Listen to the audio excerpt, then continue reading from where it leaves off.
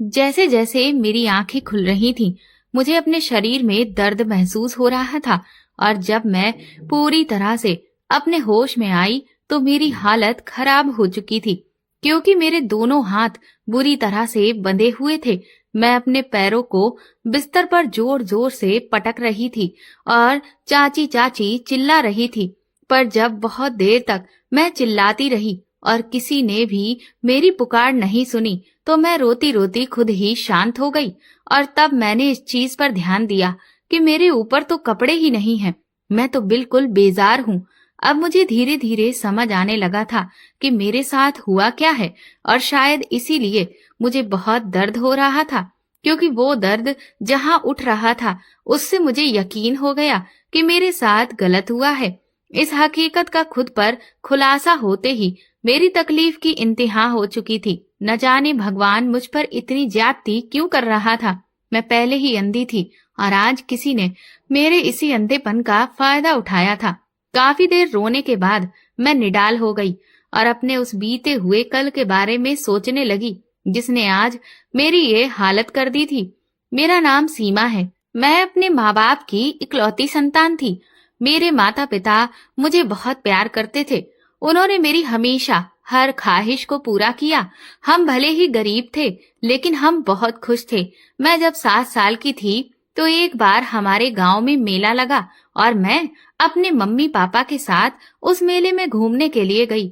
मुझे आज भी याद है वो दिन जब मैं बहुत खुश थी क्योंकि मेले में कई खिलौने थे जिन्हें देख देख कर मैं बहुत खुश हो रही थी। जैसे जैसे मैं आगे बढ़ रही थी हर एक नई चीज को देखकर मेरी आंखें हैरत से फटी जा रही थीं।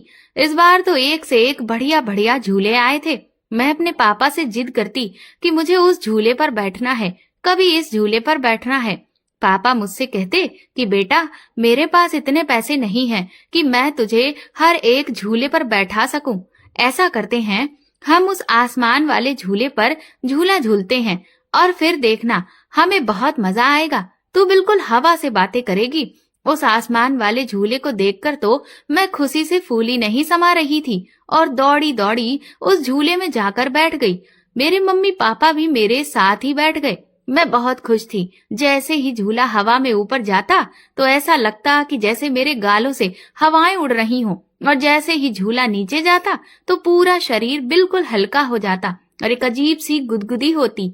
ये सब कुछ मुझे बहुत अच्छा लग रहा था कि तभी अचानक से एक बहुत जोर का झटका लगा और फिर कब क्या हुआ कुछ पता ही नहीं चला। कुछ देर के लिए बिल्कुल अंधेरा छा गया था और जब हल्का हल्का सा होश आया तो महसूस हुआ कि मैं तो जमीन पर पड़ी थी। लोगों की आवाज आ रही थी। सब लोग बुरी तरह से चिल्लाकर हमारी तरफ ही दौड़ रहे थे। वो कह रहे थे कि अरे ये हादसा तो बहुत बड़ा हो गया, ये झूला नीचे कैसे गिर गया। अरे कोई ऐसा आदमी को तो उठाओ, इसे तो बहुत चोट आई है और इस औरत को भी, इसका तो सर ही फट गया है। मुझे सब कुछ सुनाई दे रहा था। फिर किसी ने कहा कि बच्ची को भी उठाओ, उसे भी बहुत चोट आई है। मेरे पूरे शरीर में बहुत दर्द हो रहा था। कुछ ही पलों में मैं एक बार फिर से अपने होश खो बैठी और जब होश आया तो पता चला कि पूरी जिंदगी वीरान हो गई थी। मैं अपने माँ बाप को उस हादसे में खो चुकी थी और साथ ही मेरी जिंदगी अंधेरे से भर गई थी। मेरी आंखों की रोशनी चली गई थी। अब इस अंधी जिंदगी में मेरे लिए कुछ भी नहीं बचा था। मेरे माँ बाप ही तो मेरे लिए सब कुछ थे, लेकिन अचानक से भगवान ने मुझे सब कुछ छीन लिया था। मैं मात्र 7 साल की बच्ची माँ बाप के जाने का गम क्या होता है ये भी अभी ठीक से जानती नहीं थी। मैं अनाथ हो चुकी थी। अब मेरा क्या होगा, मैं कैसे जीऊंगी, मुझे कुछ समझ नहीं आता था। मैं हर वक्त रोती रहती थी। कुछ समय बाद जब मैं ठीक हुई तो गांव वाले मुझे वापस घर के लिए ले आए, पर अब उस घर में मेरी देखभाल करने वाला कोई नहीं था और इसीलिए मुझे चाचा चाची अपने साथ अपने गांव में लेकर गए। मैं अब अपने चाचा चाची के साथ ही रह रही थी। उनकी कोई भी औलाद नहीं थी। शुरू में तो उस घर में मुझे बहुत लाड़ प्यार से रखा गया, लेकिन कुछ ही महीनों के बाद मेरी चाची को मैं बोझ लगने लगी थी। वो मुझे छोटी छोटी बातों पर ताने देती और थप्पड़ भी मार देती, जिस पर मैं बहुत रोती थी। वो मेरे चाचा को बहुत बातें सुनाती कि तुमने इस बोझ को मेरी छाती पर लाकर लाद दिया। ये अंधी किसी काम की नहीं है। मेरे चाचा उन्हें समझाने की बहुत कोशिश करते कि कुछ तो शर्म करो, तुम इतनी बेगैरत औरत हो, तुम्हें यह भी नहीं लगता कि भगवान ने तुम्हें औलाद नहीं दी है तो कम से कम उन्होंने इस बच्ची के जरिए तुम्हें माँ होने का सुख अदा किया है। लेकिन तुम्हें तो इसकी भी परवाह नहीं है, उल्टा तुम इस बच्ची को हर वक्त कोसती रहती हो। लेकिन मेरी चाची पर तो चाचा की किसी भी बात का कोई असर नहीं था। उस घर में अगर मेरी कोई परवाह करता था तो वो सिर्फ मेरे चाचा जी ही थे। वही मेरी जरूरत का ध्यान रखते थे और मेरी फिक्र करते थे। वक्त के साथ साथ मैंने अपने अंधेपन से समझौता कर लिया था और सारी चीजों को एहसास के जरिए समझना शुरू कर दिया था। पर फिर भी अक्सर मुझे अपनी वो रंग बिरंगी जिंदगी याद आ जाती थी जो मेरी उस हादसे से पहले होती थी। मैं अक्सर भगवान से कहती कि उन्होंने मेरे साथ ऐसा क्यों किया, लेकिन अभी तो ये कुछ भी नहीं था। भगवान न जाने मुझे कौन से गुनाहों की सजा दे रहा था। जब मैं 12 साल की हुई तो मेरे चाचा जी भी मुझे छोड़कर चले गए। अब सिर्फ मैं और मेरी चाची ही रह गए। अब तो मेरी चाची का जुल्म मुझ पर और भी ज्यादा बढ़ने लगा था, क्योंकि अब घर में पैसे कमाने वाला भी कोई नहीं था। इसीलिए मैं अब उनका दुगना बोझ बन गई थी। पर मैंने चाची को समझाया कि वो बिल्कुल भी फिक्र ना करें, मैं कोई ना कोई काम करूंगी और उन्हें पैसे कमा कर दूंगी। मेरी इस बात से चाची को कुछ तसल्ली हुई थी। पहले तो हम लोगों ने छोटे मोटे काम किए, लेकिन उनसे घर का खर्चा चलाना बहुत मुश्किल हो रहा था। इसीलिए चाची एक दिन हमारे गांव के जो जमींदार थे उनके यहाँ पर काम मांगने के लिए गईं, और जो बड़ी मालकिन थी उन्हें मेरी चाची पर तरस आ गया। उन्होंने मुझे और मेरी चाची दोनों को ही काम पर रख लिया। हम दोनों सालों साल हवेली में उन लोगों की खिदमत करते रहे। उस हवेली में बड़ी मालकिन और बड़े मालिक ही रहते थे। उनके 2 बेटे थे और दोनों ही उस वक्त शहर में रह रहे थे। छोटा बेटा पढ़ाई कर रहा था और बड़ा बेटा अपनी पत्नी के साथ अपना काम काज संभालता था।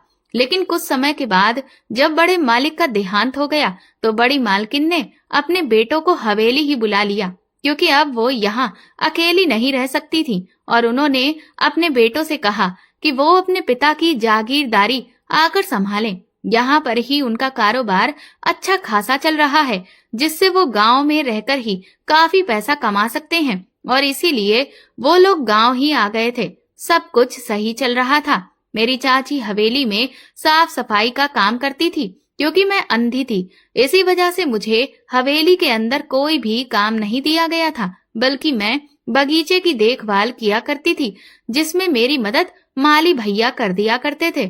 अब मुझे काफी सालों का तजुर्बा हो गया था, इसलिए भले ही मैं देख नहीं पाती थी, लेकिन फिर भी हर एक पौधे का बहुत अच्छे से ख्याल रखती थी और उनकी बहुत अच्छी कटाई छटाई भी करती थी, जिसे देखकर बड़ी मालकिन अक्सर मेरी खूब तारीफ करती थी। मेरी और मेरी चाची की जिंदगी आराम से कट रही थी, पैसा भी आ रहा था, इसलिए अब मेरी चाची मुझ पर बहुत ज्यादा जुल्म नहीं करती थी। लेकिन कहते हैं ना कि आदमी अपनी आदत से बाज नहीं आता है, इसीलिए जब कभी उन्हें मौका मिलता था तो वो मुझे ताने तो मार ही लिया करती थी। धीरे धीरे मैं 18 साल की हो गई और गांव के काफी सारे लोग मेरी चाची से कहने लगे कि वो अभी से मेरे लिए कोई लड़का देखें, क्योंकि मैं अंधी हूँ तो इसीलिए मेरे लिए लड़का ढूंढने में बहुत दिक्कत होगी। इस बात पर मेरी चाची उन्हें कोई जवाब नहीं देती थी। मैं तो अपनी जिंदगी से पहले ही समझौता कर चुकी थी और मैंने सोच लिया था कि मैं किसी से भी शादी नहीं करूंगी। भला एक अंधी लड़की का कौन हाथ थामेगा। लेकिन अब मैं कुछ दिनों से देख रही थी कि मेरी चाची का स्वभाव मेरे प्रति एकदम से बहुत नरम पड़ गया था। वो मुझसे बहुत प्यार से बात करने लगी थी, और तो और वो मेरे किसी भी काम में कोई कमी नहीं निकालती थी। अगर कभी कोई गलती हो भी जाती तो उल्टा बहुत ही प्यार से उस गलती को नजरअंदाज कर देती थी। मुझे तो समझ ही नहीं आ रहा था कि अचानक से मेरी चाची को क्या हो गया है। एक दिन मेरे घर के दरवाजे पर दस्तक हुई। उस दिन हवेली के सभी लोग शहर में अपने किसी रिश्तेदार के फंक्शन में गए हुए थे, और इसीलिए मेरी और चाची की छुट्टी थी और हम लोग घर पर आराम कर रहे थे। जैसे ही दरवाजे पर दस्तक हुई, मेरी चाची ने मुझे अंदर वाले कमरे से कोई सामान लाने को कहा। मैं जैसे ही उस कमरे में पहुंची तो अचानक से मुझे दरवाजे के बंद होने की आवाज आई। मैं झट से वापस दरवाजे के पास आई तो देखा मेरी चाची ने मुझे कमरे में बंद कर दिया था। मुझे बहुत हैरानी हुई कि चाची ने भला ऐसा क्यों किया। तभी मुझे बाहर से किसी आदमी के बोलने की आवाज आई, पर वो लोग क्या बातें कर रहे थे मुझे कुछ भी समझ में नहीं आ रहा था। थोड़ी ही देर के बाद वो आदमी वहां से चला गया। मेरी चाची अपने आप में ही कुछ बड़बड़ा कर बहुत खुश हो रही थी। मैंने सुना कि वो कह रही थी कि अब तो मैं लखपति हो गई। मुझे समझ नहीं आ रहा था कि वो ये सब क्या कह रही है। मैंने तुरंत ही चाची चाची चिल्लाना शुरू कर दिया। तो थोड़ी देर के बाद उन्होंने मेरे कमरे का दरवाजा खोला। मैंने उनसे कहा कि चाची, आपने मुझे कमरे में बंद क्यों किया था? वो कहने लगी, पागल हो गई है क्या? भला मैं तुझे कमरे में बंद क्यों करूंगी? तूने खुद ही अंदर जाते हुए दरवाजा बंद कर लिया होगा। अब ये दरवाजे बहुत पुराने हो गए हैं, इसीलिए जाम हो जाते हैं। ये कहकर चाची वहां से बाहर चली गई। मैं हैरान थी कि भला वो झूठ क्यों बोल रही है और वो आदमी कौन था। मुझे कुछ भी समझ में नहीं आ रहा था। फिर उसके अगले ही दिन चाची न जाने कहां से ढेर सारा सामान लेकर आई। कहने लगी, मैंने एक बहुत अच्छी पूजा रखवाई है और देख, मैं तेरे लिए और अपने लिए कितने सुंदर सुंदर कपड़े लेकर आई हूँ। मैं जब बाजार गई तो वहां मैंने ये लहंगा टंगा हुआ देखा। मुझे लगा मेरी सीमा के ऊपर तो ये लहंगा बहुत अच्छा लगेगा और इसीलिए मैं तेरे लिए ये खरीद लाई। जा, जल्दी से इसे पहन कर आ जा और मुझे भी तो दिखा कि मेरी बेटी कैसी लगेगी।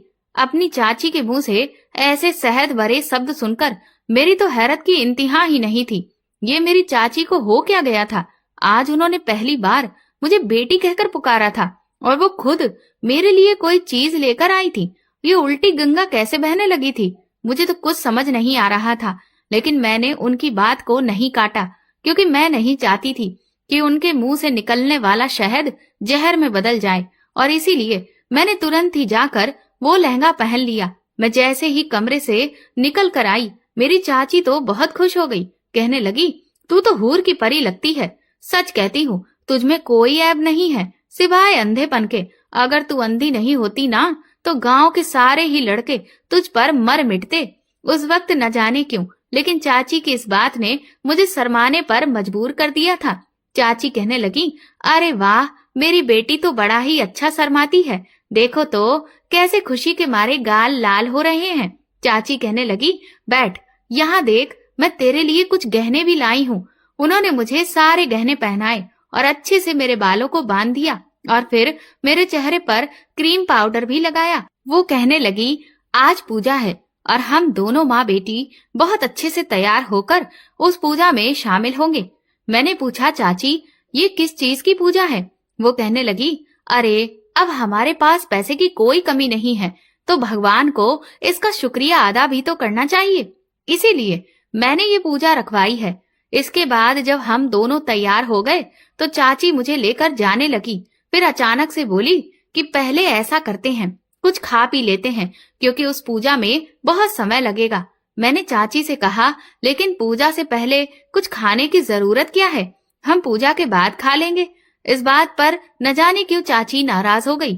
कहने लगी, बस यही तो मुझे तेरी बात अच्छी नहीं लगती कि तू मेरी हर बात काटने के लिए खड़ी रहती है। तुझे पता है ना कि मेरी बात से कोई इनकार करे तो मुझसे बर्दाश्त नहीं होता, और फिर तू कहती है कि तेरी चाची तुझे प्यार नहीं करती। अब बता, जब तू अपनी चाची की कोई बात नहीं मानेगी तो मुझे गुस्सा नहीं आएगा? मैं चाची के गुस्से को देखकर सहम गई। मैंने कहा, ठीक है चाची, मुझे माफ कर दीजिए। चलिए पहले कुछ खा लेते हैं। इसके बाद मैंने जैसे ही कुछ खाया, अचानक से ना जाने क्या हुआ, मेरा सर बहुत भारी होने लगा और ऐसा लगा कि जैसे मुझे बहुत गहरी नींद आ रही है, और मैं बैठे बैठे ही लुढ़क गई। और जब होश आया तो मेरी ये हालत थी। अब मुझे समझ आ रहा था कि वो सब मेरी चाची का ढोंग था।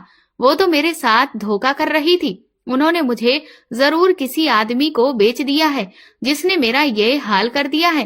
वो बहुत बुरी है। वो मुझे बेटी कह रही थी और उसने अपनी ही बेटी की इज्जत को तार तार करवा दिया। अभी मैं ये सब सोच ही रही थी कि तभी अचानक मैं जिस कमरे में थी वहां का दरवाजा खुलने की आवाज आई, जिससे मैं बुरी तरह से सहम गई। और तभी एक आदमी आया जिसकी आवाज बहुत भारी भरकम थी। वो मुझसे कहने लगा, तो आ गया तुम्हें होश? चलो अच्छा ही है, मैं तुम्हारे हाथ खोलता हूँ, लेकिन कोई भी हरकत करने की कोशिश मत करना, वरना तुम्हारा अंजाम बहुत बुरा होगा। मुझे उस आदमी से बहुत डर लग रहा था। उसने मेरे हाथ खोल दिए और फिर मुझे मेरे कपड़े दिए। मैंने सारे कपड़ों को तुरंत ही जल्दी जल्दी पहन लिया। वो कहने लगा, देखो सीमा, मैं तुम्हें एक बात साफ साफ बता देता हूँ। मैंने तुम्हें तुम्हारी चाची से खरीदा है और उसकी वजह ये है कि मुझे तुमसे बच्चा चाहिए, और जब तक मुझे तुमसे बच्चा नहीं मिल जाता तुम यहाँ से एक कदम भी बाहर नहीं निकाल सकती हो। लेकिन हाँ, जिस दिन तुम मुझे मेरा वारिस दे दोगी उस दिन से तुम आजाद हो। मैं तुम्हें भी रुपए पैसे में तोल दूंगा। तुम फिक्र मत करो, तुम मुझे बच्चा दोगी, उसके बदले में मैं तुम्हें उसकी पूरी कीमत दूंगा। इतने पैसे दूंगा कि तुम पूरी जिंदगी ऐश के साथ जी सकोगी। उस आदमी की इस बात ने तो मुझे हिलाकर रख दिया था। मैं उसके सामने हाथ जोड़ते हुए गिड़गिड़ाने लगी कि मुझे छोड़ दो, मेरे साथ ऐसा मत करो। लेकिन उस आदमी ने मुझ पर रहम नहीं खाया और वो मुझे उस कमरे में बंद करके चला गया। मैं घंटों चीखती चिल्लाती रही, लेकिन कोई नहीं था जो मेरी पुकार सुनता। मेरी चाची ने मेरे साथ बहुत बुरा किया था। फिर शायद जब रात हुई तब वो आदमी फिर से एक बार कमरे में आया। कहने लगा, तुम बहुत खूबसूरत हो। सोचा तो मैंने ये था कि मैं कल तुम्हारे पास आऊंगा, लेकिन मुझसे रहा ही नहीं गया, और फिर मुझे अपना बच्चा भी तुमसे जल्द से जल्द चाहिए, इसीलिए मैं फिर से आ गया। मैंने उस आदमी से कहा कि मेरे साथ ऐसा मत करो, मुझे बहुत दर्द हो रहा है, मेरी बात समझने की कोशिश करो, मैं तुम्हें बच्चा नहीं दे सकती। मेरा इतना कहना था कि वो आदमी बुरी तरह से बिगड़ गया। उसने खींचकर मेरे एक तमाचा मारा। कहने लगा, मैंने तेरी पूरी कीमत चुकाई है और तुझे मुझे बच्चा पैदा करके तो देना ही पड़ेगा, फिर चाहे खुशी खुशी दे या फिर रोकर, समझ गई? ये कहकर उसने मुझे एक जोर का धक्का दिया और मैं धड़ाम से बेड के पास गिरी जाकर। मुझे कुछ भी समझ नहीं आ रहा था कि अचानक से ये मेरे साथ क्या हो गया। उसके धक्का देने की वजह से मेरे सर में थोड़ी चोट आ गई थी, जिससे मुझे दर्द होने लगा। फिर न जाने क्यों वो आदमी अचानक से मेरे पास आया और कहने लगा, तुम मुझे गुस्सा क्यों दिलाती हो? मैं तुम्हें चोट नहीं पहुंचाना चाहता था, मुझे तुमसे सिर्फ बच्चा चाहिए और कुछ नहीं। लेकिन तुम हो कि कुछ समझने को तैयार नहीं हो। लो, अब लग गई ना तुम्हें चोट। इसके बाद उस आदमी ने मेरी चोट पर मरहम लगाया और कहने लगा कि अब दोबारा से मेरी कोई भी बात काटने की कोशिश मत करना, समझ गई ना? मैं उस वक्त बहुत डरी हुई थी और इसीलिए मैंने हाँ में सिर हिला दिया। फिर वो मेरे करीब आने लगा। मेरी आंखों से आंसू बहने लगे थे, क्योंकि मैं उस वक्त बहुत दर्द में थी, क्योंकि ये सब कुछ आज मेरे साथ पहली बार था और इसीलिए मेरा पूरा शरीर दुख रहा था। मैं उस आदमी को दूर फेंक देना चाहती थी, लेकिन ऐसा नहीं कर पाई। फिर न जाने क्या हुआ, वो आदमी कहने लगा, चलो ठीक है, आज मैं जा रहा हूँ, क्योंकि मैं नहीं चाहता कि तुम्हें बहुत ज्यादा तकलीफ हो, लेकिन कल के लिए तुम तैयार रहना। इतना कहकर वो वहां से चला गया। मैंने चैन की सांस ली। वो मेरे लिए खाना भी रख कर गया और कहने लगा कि ये खाना खा लेना। इंसान चाहे कितनी भी तकलीफ में क्यों ना हो, लेकिन भूख ऐसी चीज है जो उसे चैन से जीने नहीं देती है, और इसीलिए इतना सब होने के बावजूद भी मैंने वो खाना खा लिया और फिर मैं चुपचाप बिस्तर पर जाकर लेट गई थी। अगले दिन वो आदमी जब सुबह मेरे पास आया तो मैंने उससे पूछा कि तुम कौन हो? वो कहने लगा कि तुम्हें मेरे बारे में कुछ भी जानने की कोई जरूरत नहीं है, लेकिन अगर तुम मेरा नाम जानना चाहती हो तो तुम मुझे बड़े सरकार कहकर बुला सकती हो। इसके बाद उसने मुझे अपनी एक नौकरानी से मिलवाया और कहा कि अब से ये ही तुम्हारे कमरे के बाहर रहेगी और तुम्हारा ध्यान भी रखेगी, क्योंकि तुम अंधी हो और मैं नहीं चाहता कि जब तुम पेट से हो जाओ तो तुम्हें कोई भी नुकसान हो, क्योंकि अगर तुम्हें कोई दिक्कत हुई तो मेरे बच्चे को भी दिक्कत होगी, जो कि मैं बर्दाश्त नहीं कर सकता।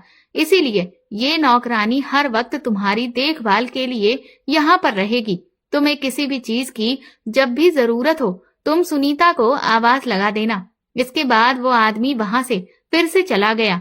सुनीता तुरंत ही कमरे में आई। वो कहने लगी, मालकिन साहब जी आपके लिए कुछ कपड़े देकर गए हैं, जिन्हें मैं यहाँ अलमारी में लगा देती हूँ।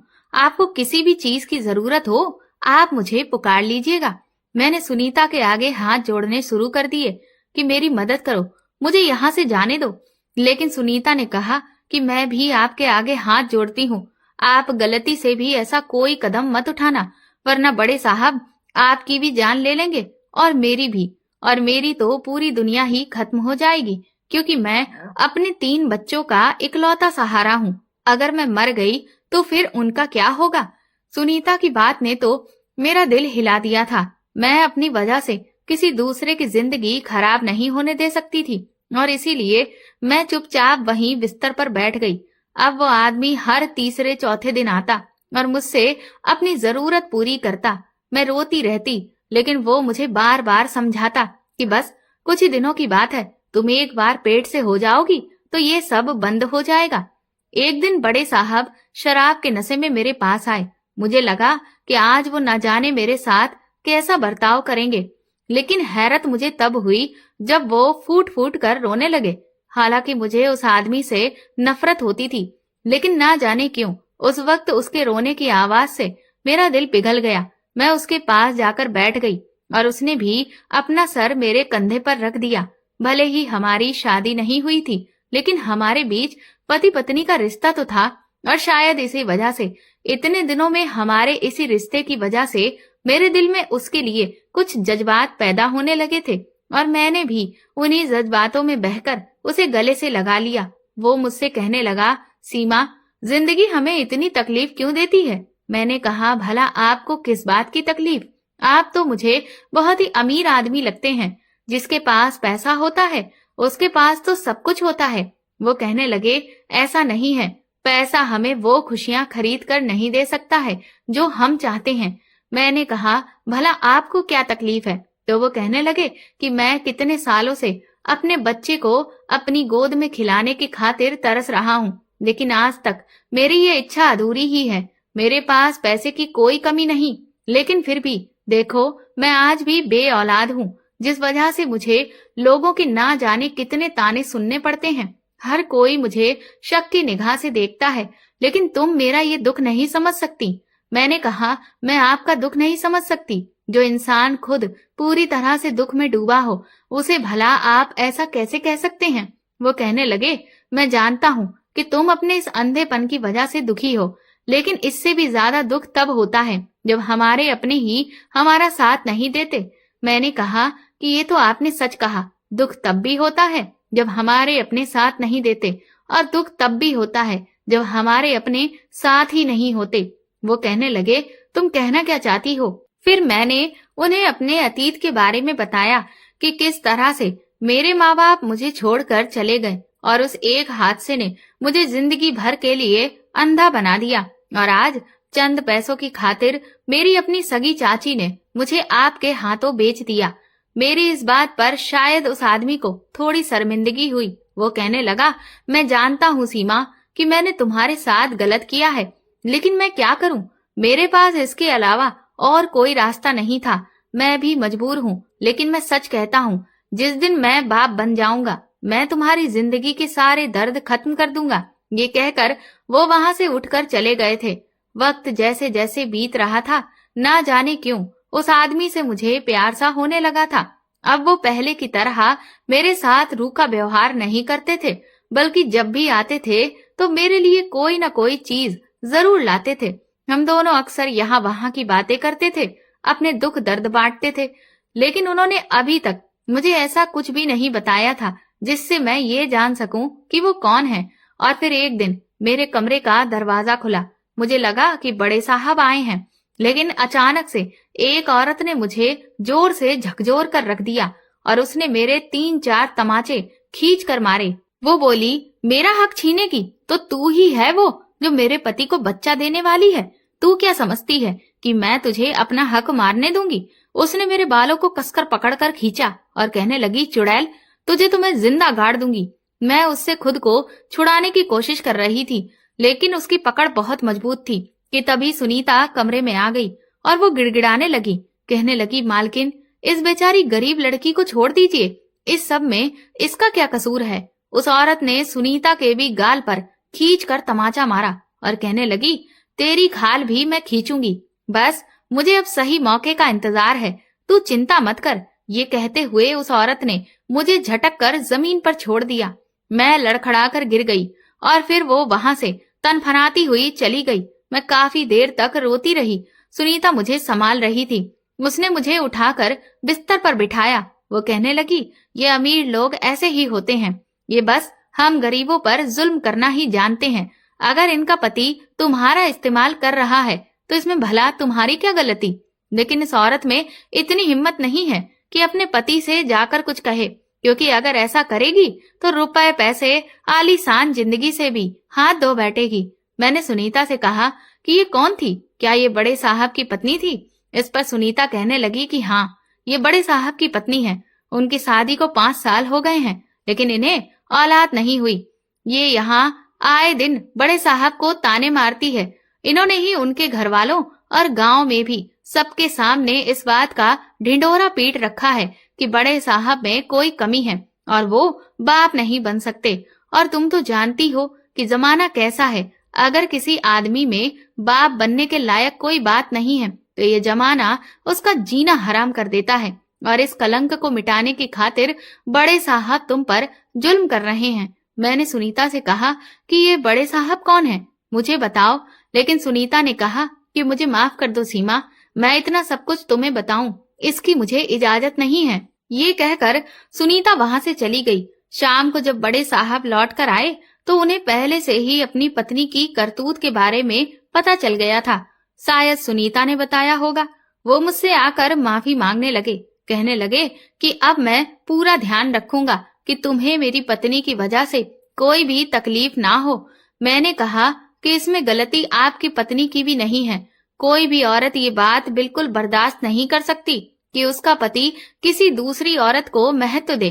2 महीने बाद मैं पेट से हो गई। इस खबर को सुनकर बड़े साहब तो बहुत खुश थे, लेकिन मैं खुश नहीं थी, क्योंकि अब मैं उनसे प्यार करने लगी थी और मुझे पता था कि जैसे ही मैं बच्चे को जन्म दूंगी मुझे बड़े साहब से दूर जाना पड़ेगा, जबकि मैं उनसे अब दूर नहीं जाना चाहती थी। मेरा दिल चाहता था कि वो मुझे पत्नी के रूप में स्वीकार कर लें, लेकिन ये तो संभव ही नहीं था। भला मेरे जैसी अंधी के नसीब में ये सब कहाँ लिखा था। इसीलिए मैंने सोचा कि मेरी ना सही, कम से कम बड़े साहब की ख्वाहिश तो पूरी ही होनी चाहिए। और इसीलिए मैं अपने बच्चे का बहुत ख्याल रख रही थी। बड़े साहब भी मेरी किसी भी चीज में कोई कमी नहीं होने दे रहे थे। अब वो पहले से भी ज्यादा मेरे साथ वक्त बिताने लगे थे। वक्त वक्त पर मेरा डॉक्टर से चेकअप करवाने भी ले जाते थे। सब कुछ ठीक चल रहा था कि एक दिन मैंने अपने कमरे के बाहर कुछ अजीब सी आवाजें सुनी, और जब मैंने ध्यान से सुना तो बाहर कुछ लोग थे जो कह रहे थे कि बड़े साहब का एक्सीडेंट हो गया है। ये सुनकर मेरे तो होश ही उड़ गए थे। मैंने झट से दरवाजा खोलने की कोशिश की तो दरवाजा खुल गया। मुझे उस वक्त इस बात का भी होश नहीं रहा कि मैं अंधी हूँ। मैं यहाँ वहां दौड़ी चली जा रही थी और सुनीता को पुकार रही थी कि तभी मैं सीढ़ियों के पास पहुंची और ना जाने कैसे मेरा पैर फिसल गया और मैं धड़ाम से नीचे गिरी जाकर। फिर मुझे होश ही नहीं रहा और जब होश आया तो बड़े साहब मेरे पास ही बैठे थे। मैंने उनसे पूछा कि आप ठीक तो हैं, आपको कुछ हुआ तो नहीं। वो हैरत से मुझसे पूछने लगे कि मुझे भला क्या होगा, मैं तो बिल्कुल ठीक हूँ। मैंने कहा कि मैंने तो सुना था कि आपका एक्सीडेंट हो गया है और मैं बहुत बुरी तरह से घबरा गई थी, इसीलिए तो मैं ऐसे भागी और तभी मेरा हाथ मेरे पेट पर गया और फिर मेरी तो दुनिया ही उजड़ गई थी। मैं दर्द से छटपटाने लगी और रोकर कहने लगी, मेरा बच्चा कहाँ है। बड़े साहब कहने लगे कि हमने अपना बच्चा खो दिया सीमा। तुमने आज जो लापरवाही की है उसका खामियाजा आज हमारे बच्चे को भुगतना पड़ा। मैंने कहा कि लेकिन ये सब कैसे हो गया। बड़े साहब कहने लगे कि तुम्हारा पैर सीढ़ियों से फिसल गया था। मुझे तो लगा था कि तुम शायद भागने की कोशिश कर रही थी, लेकिन अब मुझे समझ आ रहा है कि ये सब तुम्हारे साथ चाल चली गई। मुझे माफ कर दो सीमा, मेरी वजह से तुम्हें कितना कुछ झेलना पड़ा। बड़े साहब कहने लगे, लेकिन मैं अब अपने किए हुए पाप का प्रायश्चित करूंगा। वो कहने लगे कि मैं तुम्हारी आंखों का ऑपरेशन करवाऊंगा। तुमने बताया कि तुम जन्म से अंधी नहीं हो, तो इसका मतलब अभी भी उम्मीद है कि तुम्हारी आंखें वापस आ सकती हैं। इधर बड़े साहब ने मुझे शहर के सबसे बड़े डॉक्टर के पास दिखाना शुरू कर दिया था और डॉक्टर ने कहा कि ऑपरेशन के बाद मेरी आंखें वापस भी आ जाएंगी। इस खबर को सुनकर मैं भी बहुत खुश थी और बड़े साहब भी। वो कहने लगे, एक बार तुम्हारी आंखें वापस आ जाएं, फिर तुम आजाद हो, तुम जैसे चाहे अपनी जिंदगी जी सकती हो। मैंने उनसे कहा कि और हमारा बच्चा? वो कहने लगे कि जो चीज मेरे नसीब में है ही नहीं, उसे मैं भला कैसे पा सकता हूँ। मैंने तुम्हें वैसे ही बहुत कष्ट दिया है, अब मैं तुम्हें और तकलीफ नहीं दे सकता। वैसे तो देखा जाए मुझे खुश होना चाहिए था, लेकिन सच कहूँ तो मैं खुश नहीं थी। मैं उनके पास रहना चाहती थी, लेकिन अब तो मेरे पास कोई भी वजह नहीं बची थी। कुछ वक्त के बाद ही मेरी आंखों का ऑपरेशन हो गया और फिर 2 हफ्ते के बाद जब मेरी आंखों की पट्टी खुली तो मेरी हैरत की इंतहा ही नहीं रही थी। मैं आज सच में एक बार फिर से देख सकती थी और जब मैंने बड़े साहब को पहली बार देखा तो मेरा दिल बहुत जोर से धड़का था। वो तो बहुत ही हैंडसम थे, मुझसे रहा नहीं गया। मैंने तुरंत ही उन्हें अपनी तरफ बुलाया तो वो भी आकर मेरे गले से लग गए। मेरी आंखों से खुशी के आंसू निकलने लगे थे। उन्होंने भी मेरे माथे को चूम लिया। वो कहने लगे, सीमा, मैं बता नहीं सकता कि आज मैं कितना खुश हूँ। शायद इतना खुश मैं तब होता जब मेरी बाहों में मेरी औलाद होती, लेकिन तुम्हें तुम्हारी आंखें देखकर मुझे बहुत सुकून मिल रहा है। 2-3 दिन के बाद ही वो मुझे अस्पताल से छुट्टी कराकर वापस उसी जगह ले आए जहां वो मुझे रख रहे थे। वो एक छोटी सी हवेली टाइप की थी। मैंने उनसे फिर से पूछा कि आप कौन हैं? अब तो कम से कम मुझे बताइए। और फिर उन्होंने मुझे जब अपनी हकीकत बताई तो मेरे पैरों तले से जमीन निकल चुकी थी। दरअसल वो बड़ी मालकिन के बड़े बेटे थे। वो कहने लगे कि पिताजी के मरने के बाद जब मैं अपनी पत्नी के साथ गांव में रहने के लिए आया तो उस वक्त भी मैं बहुत परेशान था। मुझे लगा कि अगर अभी कुछ सालों में मुझे औलाद नहीं हुई तो मुझ पर जो लोगों की उंगलियां उठ रही हैं वो और ज्यादा बढ़ जाएंगी। और फिर वही हुआ जिसका मुझे डर था। लेकिन मैं लोगों को साबित करना चाहता था कि मुझ में कोई कमी नहीं है। और इसीलिए एक दिन जब तुम बगीचे में पौधों का ख्याल रख रही थी तभी मेरी नजर तुम पर पड़ी। मैंने जब तुम्हारी चाची से तुम्हारे बारे में पूछा तो पता चला कि तुम अंधी हो, तुम बहुत खूबसूरत हो। मुझे लगा कि तुम मेरी औलाद पैदा करने के लिए बिल्कुल सही हो, क्योंकि मैं एक खूबसूरत बच्चा चाहता था जो कि बिल्कुल मेरे जैसा ही लगे। और इसीलिए मैंने तुम्हारी चाची को पैसों का लालच दिया और वो झट से इस काम के लिए तैयार हो गई। और जब मैं घर जाकर उसके हाथ में नोटों की गड्डियां पकड़ा कर आया तो उसने बड़ी ही चालाकी से तुम्हें बेवकूफ बनाकर नशे वाला लड्डू खिला दिया और मेरे पास लाकर छोड़ गई थी। लेकिन अब तुम आजाद हो, अब मुझे तुमसे कुछ भी नहीं चाहिए। मैं बड़े साहब के गले लग गई और कहा कि पर अब मैं आजाद नहीं होना चाहती, मैं आपसे प्यार करती हूँ। मेरी इस बात से बड़े साहब हैरान हो गए। वो कहने लगे, ये तुम क्या कह रही हो सीमा? मैंने कहा, हाँ ये सच है। मैं पहले आपसे नफरत करती थी, लेकिन आपके साथ जितना भी वक्त मैंने बिताया मुझे आपसे कब प्यार हो गया मुझे पता ही नहीं चला। वो कहने लगे, लेकिन मैं शादीशुदा हूँ। मैंने कहा, मैं जानती हूँ, लेकिन मैं क्या करूँ, मेरे दिल पर तो मेरा जोर नहीं है। आपने भले ही